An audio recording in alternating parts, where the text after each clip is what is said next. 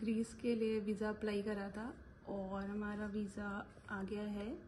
सो starting में we were so clueless about it, though everything is available on YouTube and on the Google, but still form fill up करना और सारे documents थोड़ा सा complicated है। सो ये थ्रू आउट ये पूरा प्रोसेस में हमें रॉबिन ने हेल्प करा। उन्होंने कवर लेटर में असिस्ट करा एंड क्या डॉक्यूमेंट सबमिट करना है, सारी चीज़ों में उन्होंने हमें गाइड करा है। सो या रुको रुको रुको भाई, रुको रुको रुको रुको।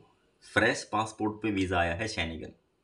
सुनने में अच्छा लगता है ना, लेकिन भाई हर चीज़ जो आप देखते हो वीडियोस में वो भी रियलिटी नहीं होती, ठीक है। तो मैं आपको बताऊंगा एक्चुअल में फ्रेश पासपोर्ट पे वीज़ा आया है, लेकिन कैच है इसके पीछे इसके पीछे भी एक स्टोरी है। तो वही मैं आपको इस वीडियो में बताऊंगा। तो भाई welcome back to the channel, मैं रोविंद धीमान आपका स्वागत करता हूं। और इस वीडियो में हम डिस्कस करेंगे कि फ्रेश पासपोर्ट पे शेनिगन वीज़ा आया है, डेफिनेटली आया है, लेकिन आया है कैसे, जो मोस्टली लोग मेरे हिसाब से आपको कंफ्यूज करते होंगे या फिर बताते नहीं हैं। तो एक ऐसी रियलिटी मैं आपको बताऊंगा कि जो एक्चुअल में लोग हैं लेकिन बताते नहीं, और डॉक्यूमेंट्स आपके पास क्या होने चाहिए और इनका कैसे आया है।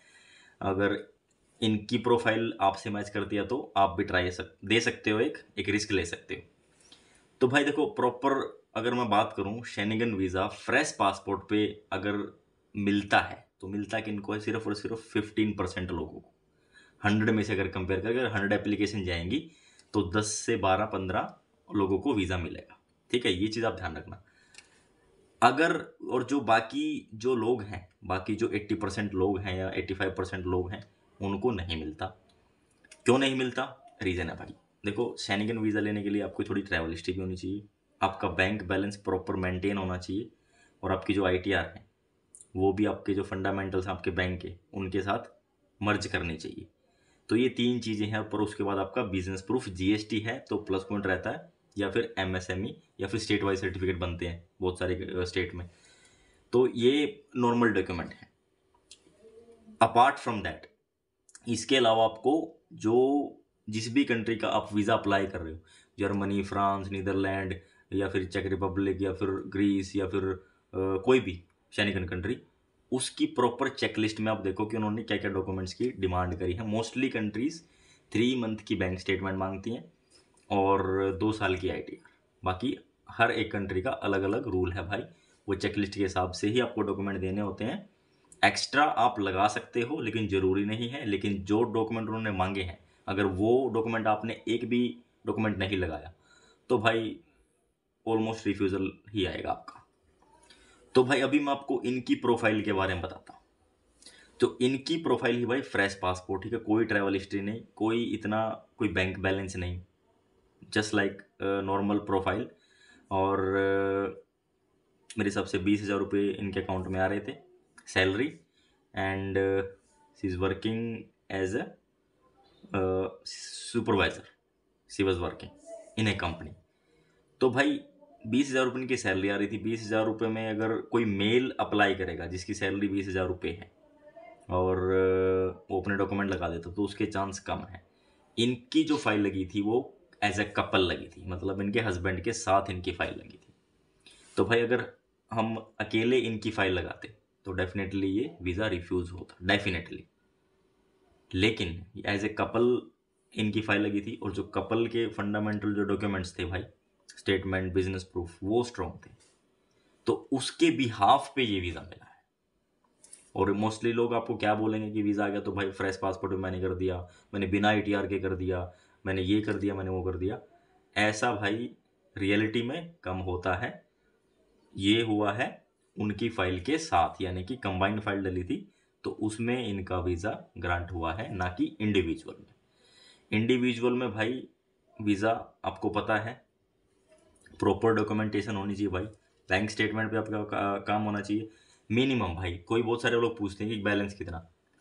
देखो भाई, जो एक साथ बैलेंस डालोगे आप, एक साथ आपने 10 लाख भी डाल दिया ना अकाउंट में, तो आप 100% आपका वीज़ा रिफ्यूज़ है, क्योंकि आपका पर्पज़ ही क्लीन शो करता है काउंसलेट को कि भाई आपने सिर्फ और सिर्फ वीज़ा लेने के लिए पैसे डाले हैं, बाकी आपके पास कुछ नहीं है, नंग हो, ऐसा वो सोचते हैं, ठीक है।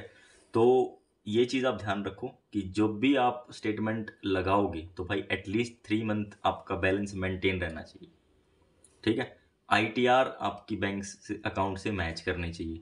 अब बहुत सारे भाई टेढ़मबाजी लोग भी होते हैं जो सीए टाइप जो होते हैं ना, सीए जो अपने आईटीआर आपने डलवाते हो, वो क्या करते हैं कि भाई बैंक स्टेटमेंट की हमें ज़रूरत ही नहीं है, हम तो ऐसे ही डाल देंगे आपका 480 490 495 की बना देंगे, कोई दिक्कत ही नहीं है।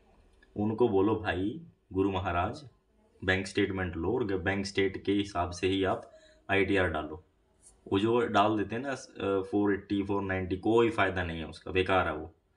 और जो एक साथ भी डालते हैं भाई वो भी नेगेटिव इम्पैक्ट है, क्योंकि उसका भी क्लियरली ये शो करता है कि भाई ये सिर्फ और सिर्फ वीज़ा लेने के लिए उन्होंने फाइलिंग करी है आईटीआर की। तो ये कुछ चीज़ है भाई जो गलती होती है, और मोस्टली लोगों के पास ये ही डॉक्यूमेंट होते हैं जिसमें रिफ्यूज़ल के चांस ज़्यादा होते हैं भाई। तो देखो डॉक्यूमेंट आपको प्रिपरेशन आपको करनी है। मैंने बता दिया कि क्या जो एक्चुअल प्रोफाइल है उसको वीज़ा मिलता है, किसको, आपका बैंक बैलेंस मेंटेन हो 3 से 4 महीने फिर 6 महीने से, आपकी आईटीआर आपके बैंक से अकाउंट से मैच हो, और थोड़ी बहुत ट्रैवल हिस्ट्री हो भाई, और आपका बिजनेस प्रूफ हो जीएसटी या फिर एमएसएम।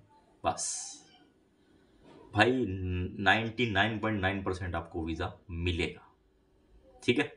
एक साथ बैलेंस मत डालो, एक साथ आईटीआर मत डालो, ताज़ा कोई बिजनेस वो बनाओगे तो वो भी बेकार ही है, ये रिफ्यूज़ल के ही चांस रहते हैं इसमें भाई। बाकी आप रिस्क लेना चाहो, अगर भाई 100 में से 10 हो भी जाते हैं, ठीक है, मैं ये नहीं बोला कि नहीं होंगे, बिल्कुल भी 100 में से 10 हो भी जाते हैं, लेकिन उनका फिर बहाना ऐसे किया जाता है कि पता नहीं कि क्या ही हो गया। तो ये है भाई रियलिटी, ठीक है। तो होपफुली आपको कुछ ना कुछ इसमें सीखने को मिला होगा, और आप इसको शेयर कर सकते हो भाई, अच्छे लगे तो, नहीं लगे तो मत करना भाई। और अगर आपका कोई भी डाउट रहता है, ठीक है, शेंगन वीज़ा की सर्विस आपको चाहिए तो बिल्कुल बजट में है भाई, वो मिल जाएगी। और आपको सेपरेट सर्विस चाहिए, आपको कवर लेटर चाहिए, ट्रैवल आइटनरी चाहिए, आपको होल्ड वाली टिकट चाहिए, आपको होटल बुकिंग चाहिए, और आपको इंश्योरेंस चाहिए, या कुछ बहुत सारी चीज़ें हैं जो प्रॉपर फाइलिंग में लगती है, आप लोगों को पता ही होगा जो वीडियोस देख रहे हैं। तो वो की आपको सेपरेट सर्विस भी मिल जाएगी, ठीक है। तो भाई इसको आप शेयर कर सकते हो अच्छी लगे तो।